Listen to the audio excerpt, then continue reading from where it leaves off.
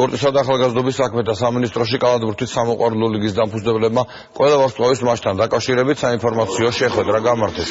ტურნირის ორგანიზატორებმა ლიგის მონაწილე გუნდებს პირობები და მოთამაშეთა შერჩევის კრიტერიუმი გააცნეს. ყველა ვარსკვლავთან მატჩი 27 აპრილს გაიმართება. შეხვედრაში მონაწილე კალათბურთელების გვარები კი თამაშამდე ერთი კვირით ადრე გაირკვევა.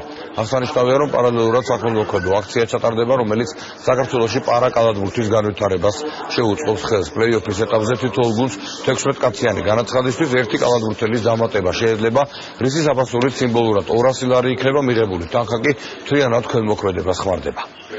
ყველა ვარსკვლავის მატჩი აირჩევა სხვადასხვა კრიტერიუმებით.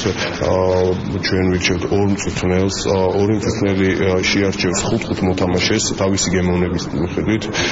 ჩვენს ორგანიზატორები შევარჩევთ 4 მოთამაშეს და 3 მოთამაშეზე Facebook-ის მეშვეობით ჩატარდება კონკურსი. კალათბურთის სამოყვარულო ლიგა გამოთქვა მხარდაჭერა სამომავლო გეგმებისთვის.